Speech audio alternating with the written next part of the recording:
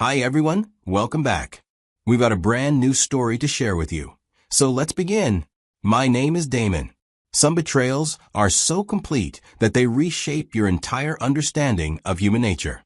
What my wife did to me and our baby was a deliberate act of cruelty that would haunt us for years. But when she returned a decade later, expecting to reclaim what she had thrown away, she had no idea what I had waiting for her.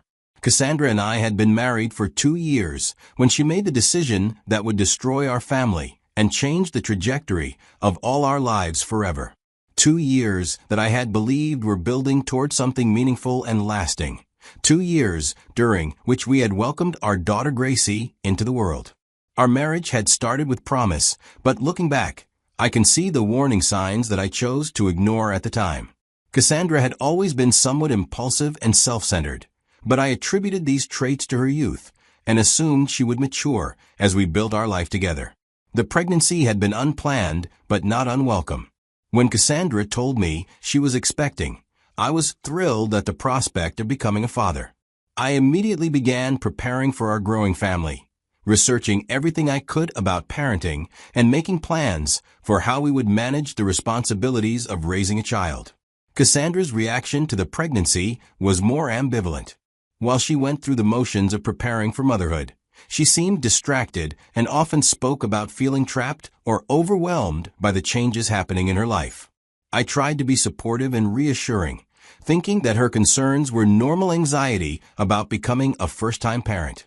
Gracie was born healthy and beautiful, and for the first few months, it seemed like we were adjusting well to life as new parents.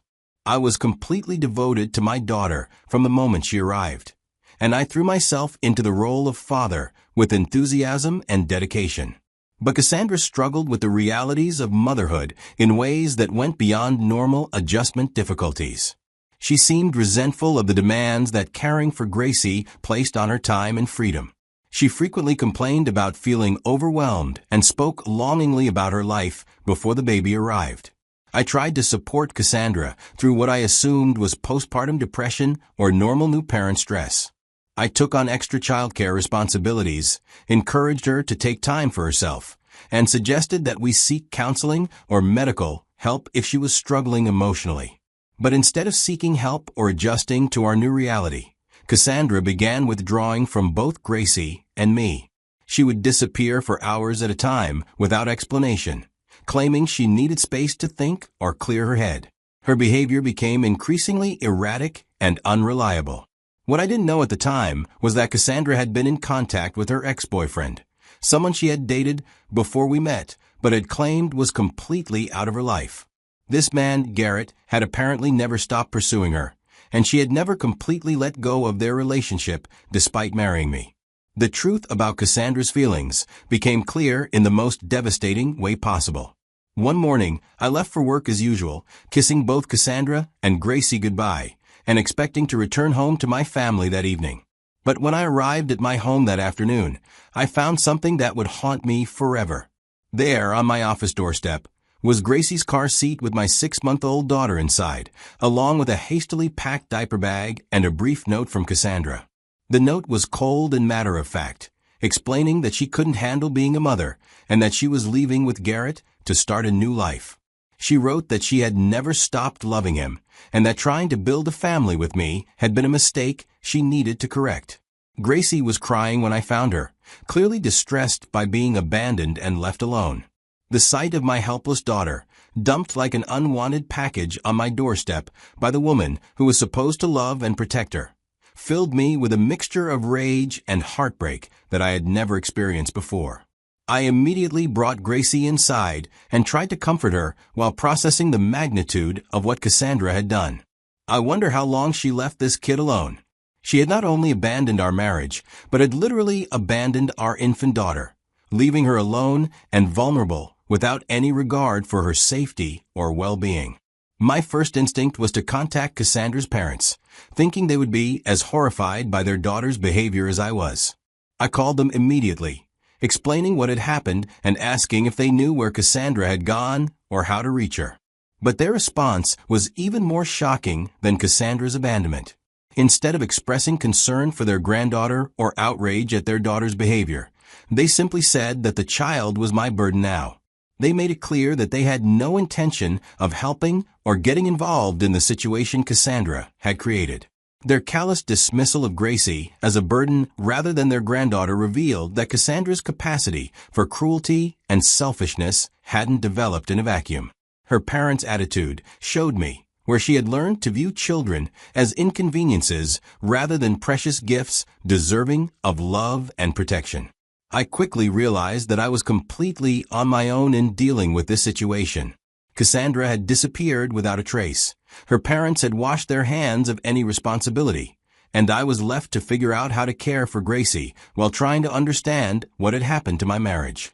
The practical challenges of suddenly becoming a single father were enormous.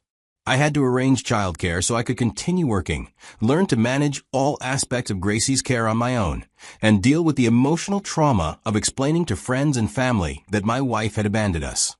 But beyond the practical challenges, the emotional impact of what Cassandra had done was devastating.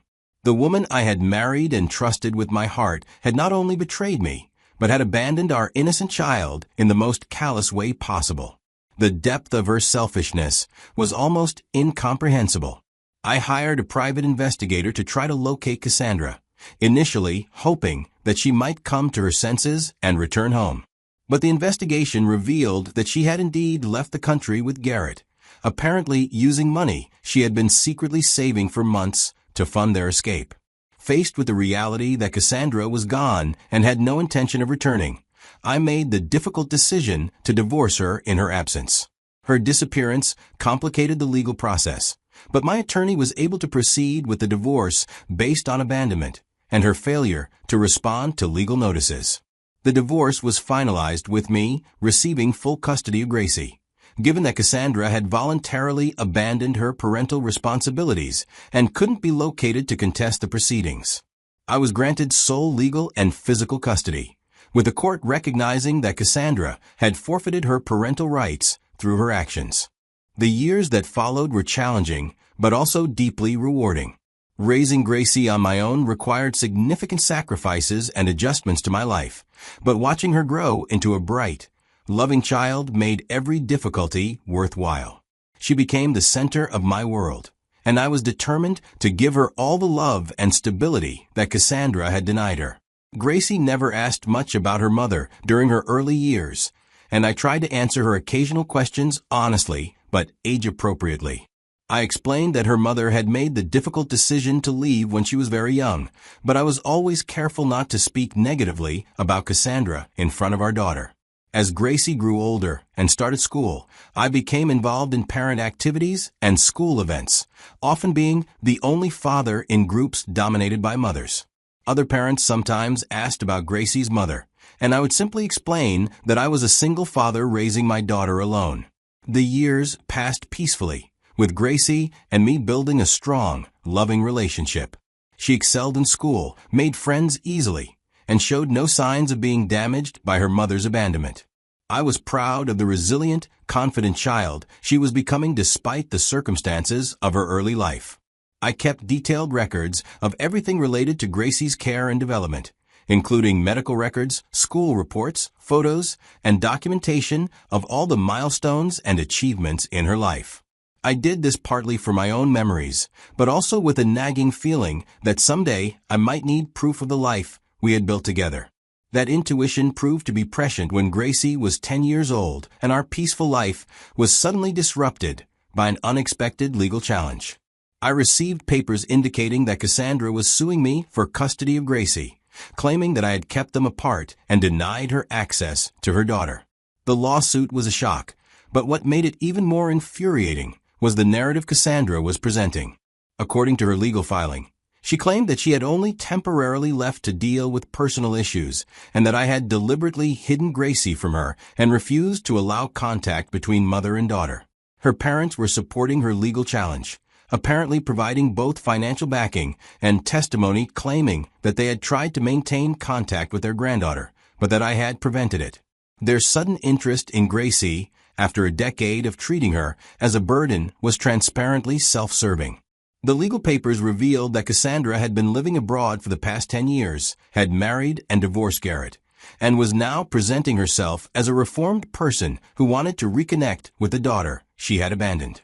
She was asking for joint custody and claiming that Gracie needed her mother in her life. I had no idea what happened between her and Garrett, but my little findings showed he was no longer in her life, which might be a major reason she is back here claiming my daughter. I was furious at the audacity of someone who had literally dumped her baby on a doorstep, now claiming to be a loving mother who had been wrongfully separated from her child. The rewriting of history that her lawsuit represented was both insulting and deeply troubling. I immediately hired the best family law attorney I could afford, knowing that this would be a fight for Gracie's future and well-being. My lawyer was experienced in complex custody cases and understood the unique challenges posed by Cassandra's decade-long abandonment, followed by her sudden return. The legal battle that followed was one of the messiest and most emotionally draining experiences of my life. Cassandra's attorneys painted a picture of a young mother who had made a temporary mistake and deserved a second chance to build a relationship with her daughter. But I had something they didn't expect. 10 years of meticulous documentation proving that Cassandra had voluntarily abandoned Gracie and had made no efforts to maintain contact or provide support. I had kept records of every aspect of Gracie's life, creating an undeniable timeline of her development and my consistent care.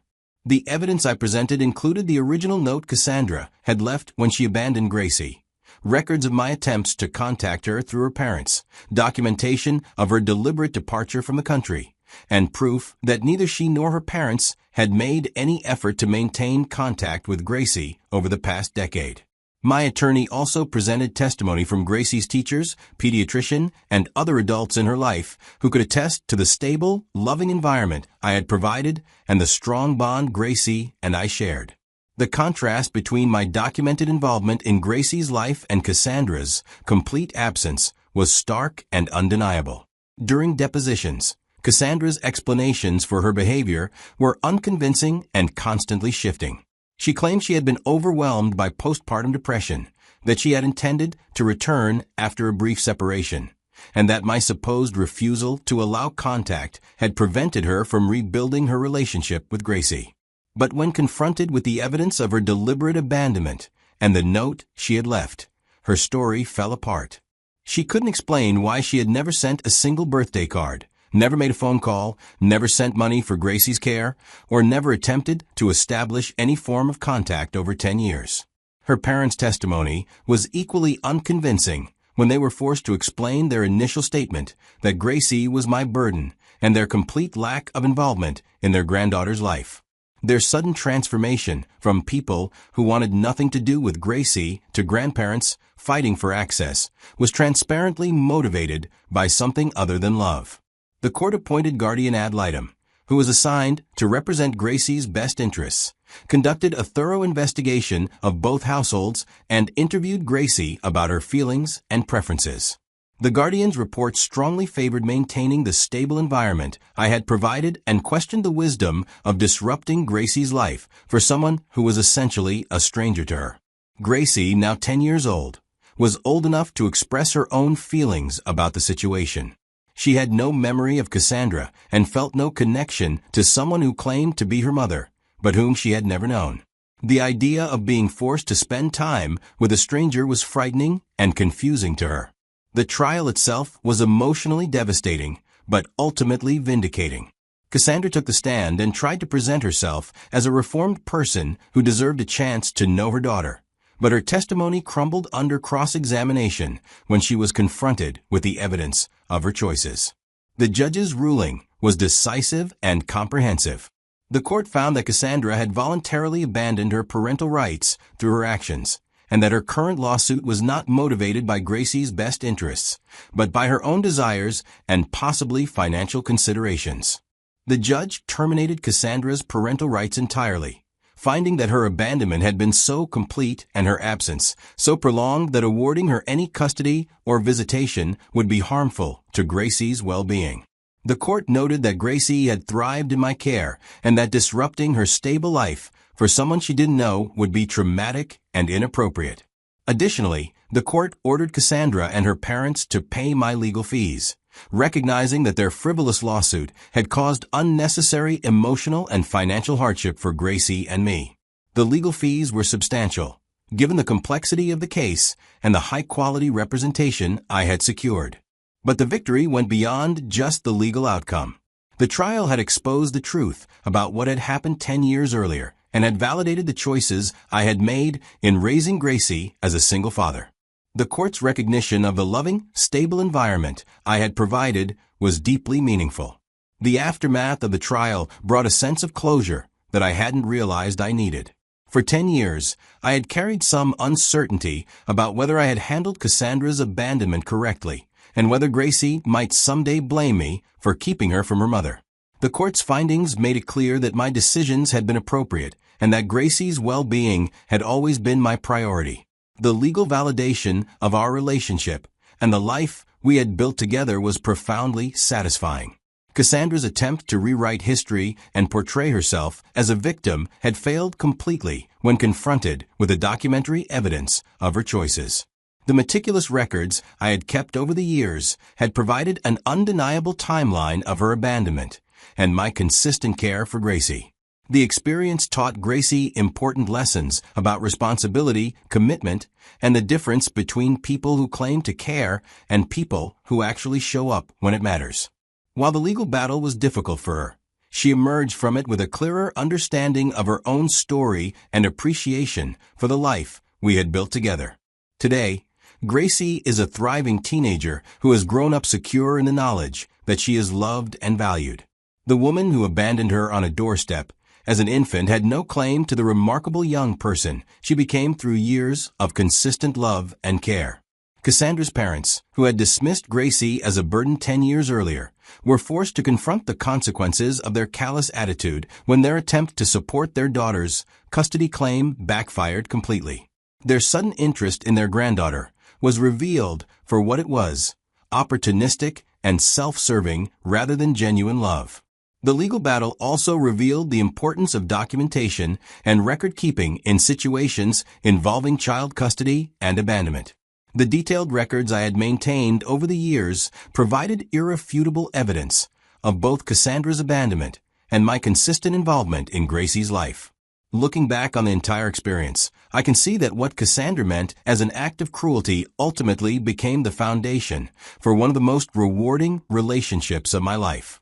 Her abandonment of Gracie gave me the opportunity to raise an extraordinary daughter and build a bond that no court challenge could threaten. The woman who dumped our baby on my doorstep and disappeared thought she was escaping responsibility, but she was actually giving up the most precious thing in the world. When she returned 10 years later, expecting to reclaim what she had thrown away, she discovered that some abandonment is too complete to be undone, and some love is too strong to be challenged by people who were never really there in the first place. Gracie and I emerged from this experience stronger and more united than ever, with our relationship validated by both the legal system and our own unshakable bond. The burden that Cassandra's parents claimed Gracie would be turned out to be the greatest blessing of my life, and no one who abandoned her had any right to claim her love or loyalty after we had built our life together without them. If you had found yourself in my shoes, would you have done anything differently, or would you have done exactly what I did?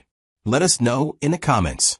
Like and share this story with someone you think might be experiencing this situation right now. Thank you for watching.